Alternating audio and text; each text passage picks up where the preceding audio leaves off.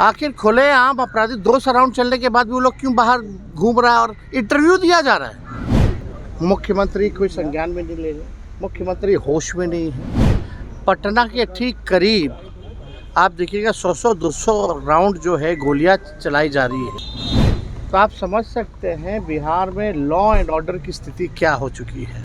नमस्कार, फर्स्ट बार झारखंड देख रहे हैं आप। मैं हूं आपके साथ सदन सिंह। कल जिस तरीके से देर शाम बाहुबली और मोकामा के पूर्व विधायक अनंत सिंह के समर्थक और सोनू मोनू गैंग के बीच जिस तरीके से गोलीबारी हुई है और उसको लेकर काफ़ी सियासत भी हो रही है, लेकिन इसके ऊपर नेता प्रतिपक्ष तेजस्वी यादव ने कई सवाल खड़े किए। उन्होंने कहा कि प्रशासन और शासन नाम की कोई चीज़ नहीं रह गई है प्रदेश में। अगर यही किसी और की सरकार रहती तो इस वक्त क्या होता, इंटरनेशनल नेशनल डिबेट होता है इसके ऊपर। और उन्होंने ये भी कहा कि जिस तरीके से कलम के जरिए छुड़ाया गया है उन्हें, लेकिन उन्होंने ये भी कहा कि अगर हमारी सरकार बनेगी सभी अपराधी को सलाखों के पीछे डालेंगे। और उन्होंने नीतीश कुमार से काफ़ी रिक्वेस्ट करते नज़र आ रहे थे और उन्होंने साथ में कहा कि नीतीश कुमार इसे संज्ञान में ले, आखिर बिहार में ये हो क्या रहा है। तमाम बातें तेजस्वी नेता प्रतिपक्ष तेजस्वी यादव कहते नज़र आ रहे थे। क्या कुछ कह रहे हैं, पहले आपको पूरे बयानों को सुनाते हैं। क्या हो रहा है बिहार में? तरतराहट गोलियों की सुनाई दे रही है, 100 राउंड फायरिंग हो रहा है। देखिए, लगातार 8 महीने से हम बुलेटिन जारी कर रहे हैं अपराध को लेकर के। एक घटना नहीं बल्कि लगातार 100 घटना का हम बुलेटिन जो है जारी करते हैं। मुख्यमंत्री कोई संज्ञान में नहीं ले रहे, मुख्यमंत्री होश में नहीं है। पटना के ठीक करीब आप देखिएगा 100-200 राउंड जो है गोलियां चलाई जा रही है और जो अपराधी हैं खुलेआम जो इंटरव्यू भी दे रहे हैं, चाहे जो भी पक्ष हो, लगातार खुलेआम इंटरव्यू भी दे रहे हैं और नेता भी दे रहे हैं, जो करना है कर लो।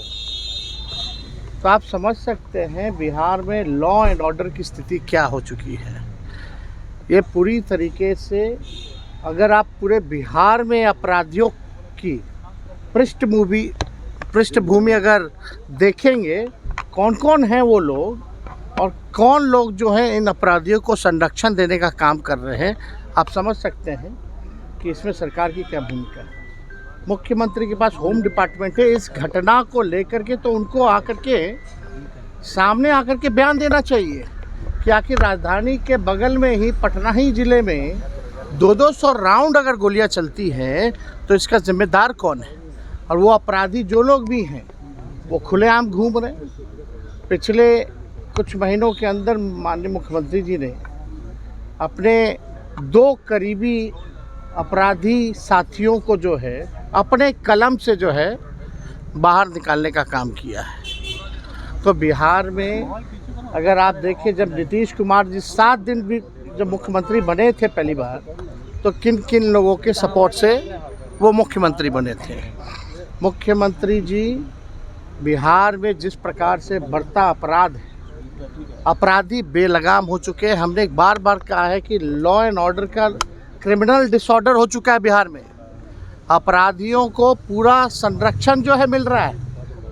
कुछ दिन पहले ही हम चंपारण गए थे, उप मुख्यमंत्री जो रह चुकी हैं, जो अभी मंत्री भी हैं, उनके भाई जो हैं उठा के दुकानदारों को ले जाकर के ज़मीन लिखवा रहे हैं बंदूक के नोक पर। क्या कार्रवाई हो रही है यहाँ? तो सत्ता में जो लोग हैं पूरी तरीके से जो है अपराधियों को संरक्षण दे रहे हैं। हम तो बिहार के लोगों को कहना चाहते हैं, बिहार को बचाने का काम करना चाहिए। सब लोगों को मिलकर के ऐसी सरकार को हटाना चाहिए।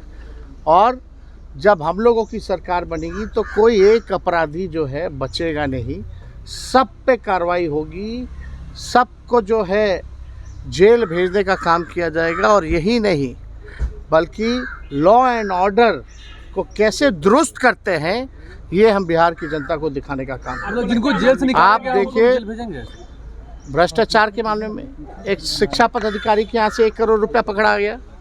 भ्रष्टाचार है, अपराध है, एक डीओ क्या। तो आप समझ सकते हैं कि किस हिसाब से बिहार में ये डबल इंजन की सरकार नहीं बल्कि एक अपराध का इंजन है और एक भ्रष्टाचार का इंजन है। और इस पे तो कार्रवाई होनी चाहिए। हम तो कह रहे हैं मुख्यमंत्री जी बाहर निकलें, चीज़ों को देखें और इस पे घटना पर जो क्या उनका वक्तव्य है, क्या स्टैंड है, वो बोलें। आखिर खुलेआम अपराधी 200 राउंड चलने के बाद भी वो लोग क्यों बाहर घूम रहा है और इंटरव्यू दिया जा रहा है? तो ये तो बहुत ही, जितनी निंदा की जाए वो कम है।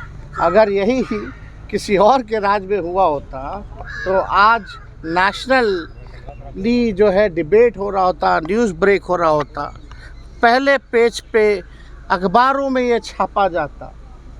तो ये देखिए, अपराध के मामले में सब लोगों को एक साथ आकर के सरकार से सवाल पूछना चाहिए कि अपराधी बेलगाम क्यों है और लॉ एंड ऑर्डर का क्रिमिनल डिसऑर्डर कैसे हुआ है। ना हम बचाते हैं, ना हम बचाते हैं, ना हम फंसाते हैं, ना हम बचाते हैं। आप आग के सामने ही आपके एसपी जी अनंत सिंह ने कहा मैं खुद वहां गया था, तो पुलिस क्या कर रही है?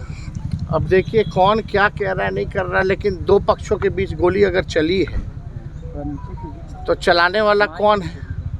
तरह तरह के बयान आ रहे हैं। इसमें तो आप स्पष्ट हो गया ना कि पटना के बगल में 200 राउंड अगर गोलियां चल रही हैं तो कोई महफूज नहीं है। ये बातें बड़ी बड़ी करते हैं और अपराधियों को संरक्षण दे करके पालन पोषण करके ये लोग आगे बढ़ा रहे हैं, जेल से छुड़वा रहे हैं और जेल से छूटने के बाद ये धंधा शुरू हो गया। आपकी सरकार आएगी तो ये लोग सलाखों के पीछे होंगे। आपकी सरकार कोई नहीं बचेगा, कोई अपराधी छवि का लोग नहीं बचेगा। जेल से भी छुड़वा रहे थे जैसे। तो आपने सीधे तौर पर तेजस्वी यादव ने जो कल की जो घटनाएं जो घटी है उसको लेकर काफ़ी उन्होंने दुख प्रकट किया है और उन्होंने साफ तौर पर कहा कि बिहार में शासन प्रशासन नाम की कोई चीज़ नहीं रह गई है।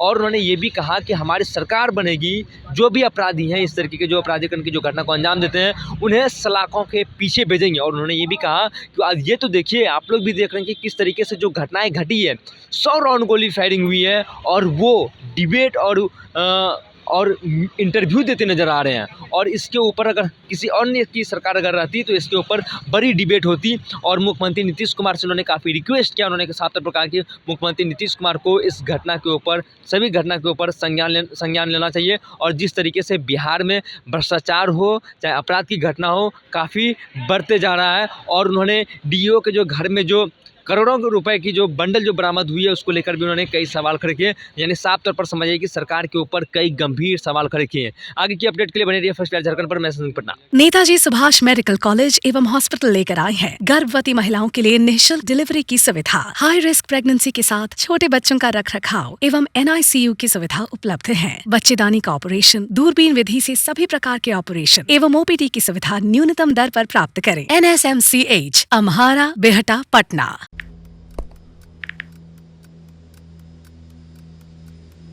हैप्पी न्यू ईयर भाई।